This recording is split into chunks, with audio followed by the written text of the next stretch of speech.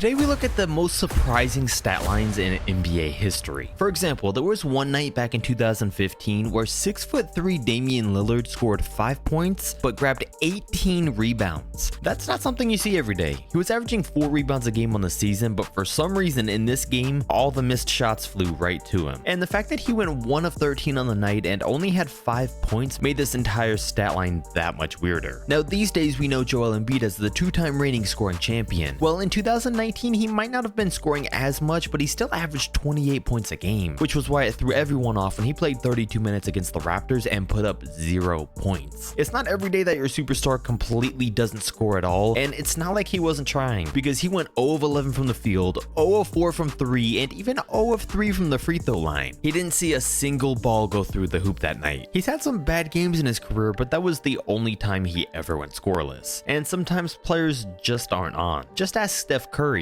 because while he may be the greatest shooter of all time, even some of the best have an off night. I mean, you go to watch a Steph Curry game and you expect him to make at least 4 or 5 threes every single night. But in 2017, in a game against Joel Embiid and the 76ers, Steph shot 11 threes and missed every single one of them, going 0 of 11 for the game, which is the most three-pointers attempted without a make in NBA history. And a really surprising thing to see on a stat sheet. But it's not even the only game where he didn't make a three-pointer, because it's actually happened to him 39 other times in his career. So it's not as uncommon for a star to struggle from deep as you may have thought. And James Harden can tell you all about that, like when he had the worst three-point shooting performance in NBA history. In January of 2020, he put up a solid 29 points, 9 rebounds, and 6 assists. About an average night for him, but the shocking part comes when you go further down the stat sheet and see that he went 1 of 17 from deep. He shot 17 threes and made just 1, which is 6%. Shooters gotta keep shooting, but at some point you gotta know it's just not your night. Apparently he never got that message though, because he had 9 games in that season where he missed at least 14 threes in a game. As a matter of fact, he holds the top 6 spots for most threes made in a game, and they all came from that one year. He also holds the top 13 out of 18 spots in NBA history. So sure, while James is infamously a streaky shooter, I still don't think anybody saw him having a night like he did back in 2020. And nobody on the planet saw Corey Brewer having a game like he did back in 2014. You see, Brewer was a 12-point per game scorer on the Timberwolves. He was known around the league as an average role player, but then in one random regular season game against the Rockets, he comes out with a box score of 50 points, 2 rebounds, and 6 steals on 19 of 30 shooting. The dude shot 30 times in an NBA game, which was by far the most he ever had, and that included 15 free throw attempts. And it was so out of the ordinary for him that the league drug tested him 1 hour after the game. And even though it was almost 10 years ago, it still stands as the most random 50-point game ever. You know, another 50-point game that doesn't get talked about nearly enough is that of Kyrie Irving. And even though he's one of the best players in the league that can go off on any night, it was still shocking for him to play a game with Brooklyn and finish with a box score of 54 points on 19 of 23 from the field, 7 of 9 from 3, and 9 of 10 from the free throw line, which gave him the most efficient 50-point game of all time with a 98.5 true shooting percentage. It's nearly impossible to have a game more efficient than this one. It made perfect sense though when you remember that this game was just 5 days after Kobe's passing, and when it was over he pointed up at the sky in honor of him. So he definitely had a little extra motivation that night to have a historic game for Kobe. And the passing of a loved one isn't the only thing we've seen influence a player to turning on God mode, because we all remember bubble TJ Warren and how this normal role player in the league became a superstar during his 3 weeks playing in Orlando. The man left the entire league shocked when over a 10-game span he averaged a stat line of 26 points, 6 rebounds, and 2 assists a game on 54% from the field, 48% from 3, and 93% on free throws. Who knows, in some alternate universe out there, the NBA is still in a bubble and TJ Warren's developed into the best player in the NBA. I guess something just changes when he gets in front of fans, but there was no better stat line for him during that stretch than his first game where he scored 53 points, 4 rebounds, 3 assists on 9 of 12 from 3 and 20 of 29 from the field. And speaking of wild first games, let's all remember Michael Carter Williams' first ever NBA game, where he was a rookie playing against the Miami Heat's Big Three back in 2013. He was just taken 11th in the draft, so all of that on top of rookies in general just needing some time to have their first big game or two was why it caught everyone off guard when he put up 22 points, 12 assists, 9 steals, and 7 rebounds on 60% from the field and 66% from 3. Dude almost recorded a quadruple double against the best team in the NBA in his first game ever, and he came came out like he was going to be Rookie of the Year, an All-Star, and a future Hall of Famer all at once. But sadly, instead, this is even more of a random game looking back, seeing that it was by far the best of his career. And man, to peak in your first ever game, that's gotta be rough. It also had to be rough to be Giannis on this particular night, because he's a lot of people's pick to be the next player to record a quadruple double in a game if there was ever gonna be one. But he's actually already got an unofficial one earlier this year, when he put up 30 points, 21 rebounds, 10 assists, and 12 turnovers. There's so much to break down here. First, his 12 turnovers is the most in a game by an active player. Then like 30, 20, and 10 is insane when you think about it. 30, 20, 10, and 12 is something you don't see every day, and as a matter of fact, have never seen in NBA history. And it's like he had this game on only 38% shooting and 33% from 3. He was -2 on the assist to turnover ratio too, so it's like, was this a good or bad game? Well, the Bucks got the win, and he was +20 on the night, so I guess it was good. Now going back to 2017, Russell Westbrook gave us a surprising stat line of his own when he had the best shooting night of his career, shooting 61% from 3 on 8 of 13 shots. And this was when he was going through that period of putting up crazy numbers, so the stat line was 46 points, 10 assists, 9 rebounds, and 7 turnovers. I just thought this one stood out from a player that's a career 30% three-point shooter. And not even to mention, this one comes with an even crazier stat, because it was this season that Westbrook made more threes in a season than Kevin Durant ever has in a season in his entire career. In the 2016 and 17 year, Russell made 200 threes, while KD's most came in 2014 when he made 192 of them, which is weird to think about, but the only difference there though is that it took Russ 583 attempts compared to Durant's 491, so it's all about perspective.